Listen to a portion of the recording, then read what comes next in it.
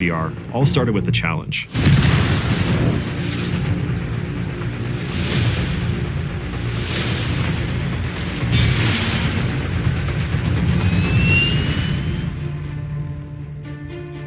And Jae Young, who runs Marvel Games, came back and told me that project is probably going to go to a bigger studio. And I said, hypothetically, what would it take for us to get that project? And he said, well, you have to have the best pitch I've ever seen and a prototype that beats every other prototype we've ever seen. Time for the hero thing. 3 years ago, when we started prototype flight, the first thing I did was just put some physics thrusters on my palms in VR and see how it felt. I remember looking over to one of their employees. He was in that prototype for like 30, 45 minutes, just playing it over and over and over again, just flying around in VR, just like Iron Man, right?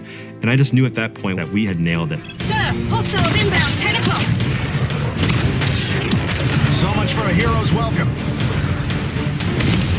We wanted to satisfy people's expectations from that. And that's not only visuals, that's sound, art direction. It's a combination of all the senses.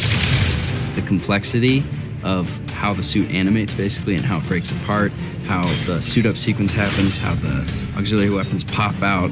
And that was really important to nail visually, as it's pretty much expected by the fans at this point.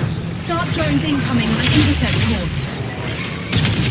Tony Stark as a character is such a fun sandbox to play in as storytellers. At Camouflage, we really wanted to make sure that we paired the action with really fun and meaningful story moments. But not only being these characters in a PlayStation game, but in doing it in PlayStation VR, to be completely immersed and to be that character. And you are? A ghost from your past. In a lot of ways, developing this game is really, really difficult, but in a lot of ways, developing Marvel's Iron Man VR is actually quite easy, because whenever we got stuck, we just look back to the source material. We look back to what makes Tony Stark one of the most iconic characters in the whole planet.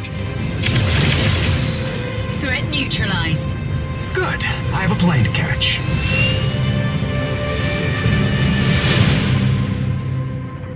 PlayStation